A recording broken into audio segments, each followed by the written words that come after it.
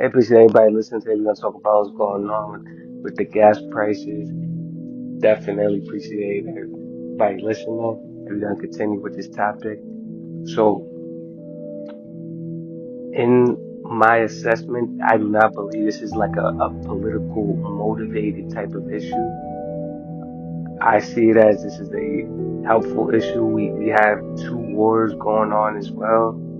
Um, I, both were, in assistance. Iran is not the most peaceful country. What happened with Israel, they were behind the issue. They couldn't wait to see what was going on. If the United States suffered they, behind the issue, they would be happy as well. And this could be an issue that could happen no matter who was president. This is one of the reasons why I say what I say. This is not just a political issue. This is a bigger thing, an issue that we are probably not used to hearing in the normal forms of media, I'm gonna say. Because is there a benefiting factor in war? Let me know down below for everybody listening. I don't like war. These wars seem like it was inevitable or it just had to happen, especially with Russia, so they don't, just start taking over parts of Europe. And yeah, that's pretty much what they want to do. Besides that, do you believe that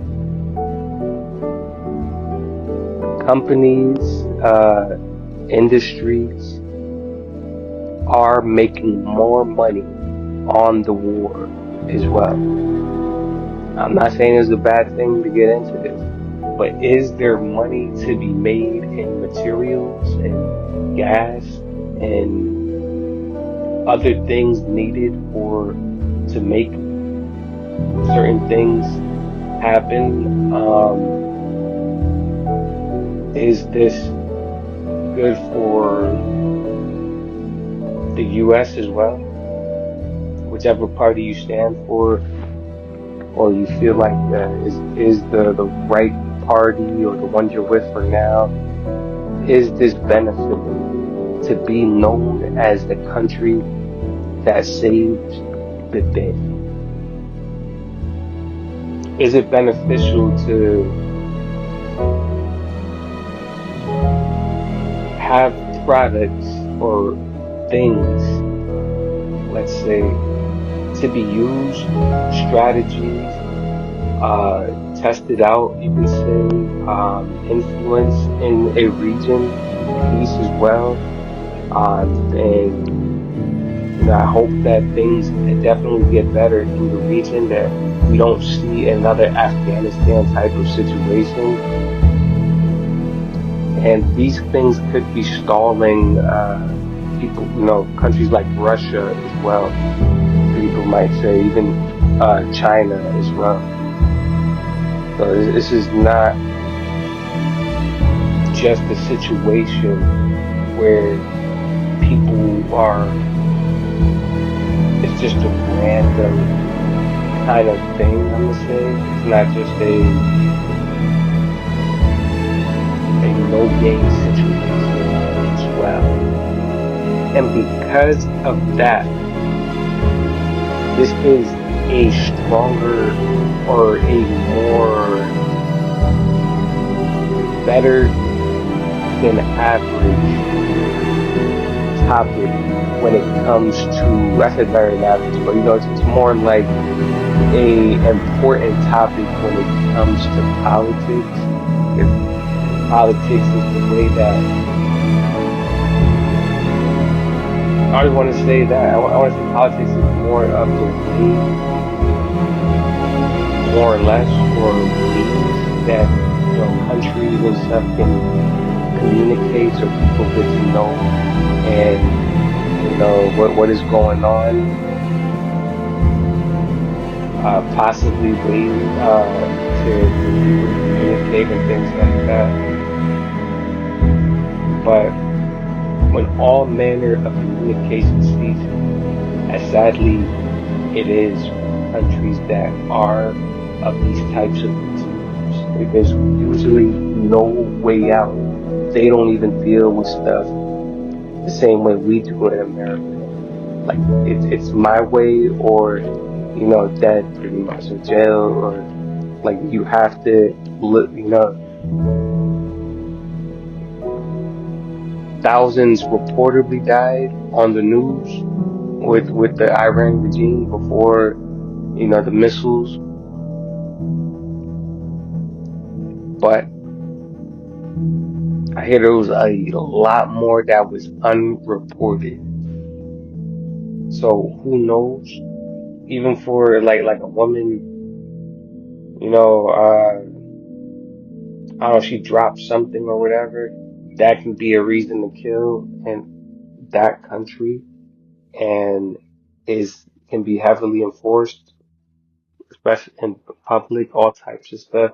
This is not a joking matter. This is not a country that, you know, I'm gonna say feel bad for the regime in any way. They cause more harm than good in any capacity. This is not some type of joke, some type of situation that you or anybody wants to be in. The amount of women and children dead unnecessarily is a contributing factor that I don't even want to get into right now. But the real question is, how much are people benefiting? I'm gonna put the morality to the side because this looks like this is a good issue to try to resolve. But does this help the economy? Does this help? And it definitely can to businesses that were struggling, the materials used, you know, before the war, and maybe you may have not known or noticed, but things can deteriorate over time on a situation where, things are not really being used, not being produced, things that deal with that type of capacity as well to build a tank or a missile or whatever. So these are things that can fuel the economy, but it can, at the same time, usually we're not in two countries helping at the same time.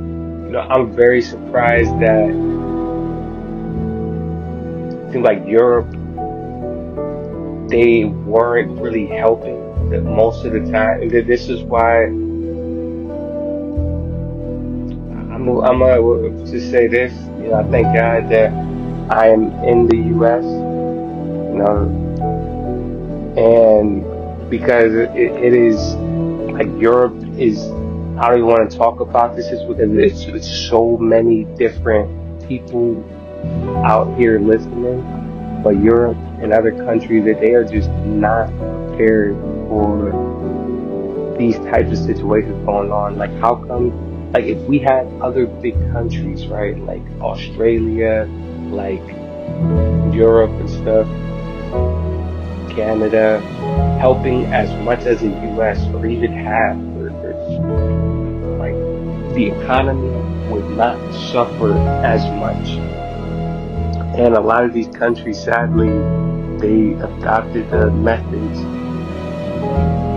excuse me, heavily into infrastructure that doesn't benefit the country first. In my opinion, I believe that when it comes down to helping people, yes, it can be good, let's say, for college to let's say I'm not gonna get into that one first, but because I mentioned it, it sounds good, college free, but why is college so expensive in the first place? It was not like that at all at the inception, and I hear it was because of what, like it was basically like a training somebody failed to implement, and because people were striking to make it free, they, or like loan payments, all of a sudden now it can cost like hundreds of thousands. Like that doesn't make any sense. Like the same price as a Lamborghini or Mercedes or Kia. That sounds like a robbery. So to make that free on top of the right, it should be that you shouldn't be charging that much for an education. That would be, you know, right there. And then they did on top of that the free. Man, it's okay, but still, because now you got people overly, because even if it's free for the people, right? What does that mean for your taxes and your money? If someone keeps on changing they might feel like, all right, I can change my profession every week, for example. Usually that's a whole nother $20,000 spent in the market, only to be felt later and put in a debt pile. And this is why taxes are increasing. It used to be like 40% of the taxes, then it goes to 50, some countries even 60 in Europe and all types of these places. And I don't believe that. So basically Europe is because of a situation like that, or climate change, for example. You can, I'm not against you, switching electric or whatever, but how beneficial is it to do it as fast as possible? And is it unnecessary for the amount of dollars and machinery, and these are the things why Europe is relying heavily on the US, because they cannot defend themselves, and a lot of these countries, even if they wanted to, because of all of these other adoptions and all of these other things and all of these other um categories that makes this so, you can say, catastrophic. I don't like to use that word, but so detrimental to the U.S. being a heavy supporter of what is going on with the gas prices, and why we have to suffer the most because of decisions being made in other countries that don't benefit their country first. Yes, it can be pleasurable as a citizen, but adopting too many things too fast, like I was saying, though, if they put it at the prices for education should, can't exceed $1 million, for example, I think that benefits much more. And then you might adopt something, later, can't go past, I don't know, $80,000 or something, or 60, and that drives the prices, like you have to justify, maybe not say you can't charge whatever you want, because when it comes to people, these other places, electric cars, not against it, but they actually put a tax on them because of the amount of whatever on the road. Like, it's basically more expensive to live even in a place where that's more popular because of the so fast of implementation. The electric grids is suffering because of that, and other factors. So it is just not in the best of interest for to be fast implementations. And this is why we're in our current situation right now. But appreciate everybody listening. If you like what you heard, like, comment, and subscribe. If you like what you heard, like, comment, and subscribe. And I'll see you next time.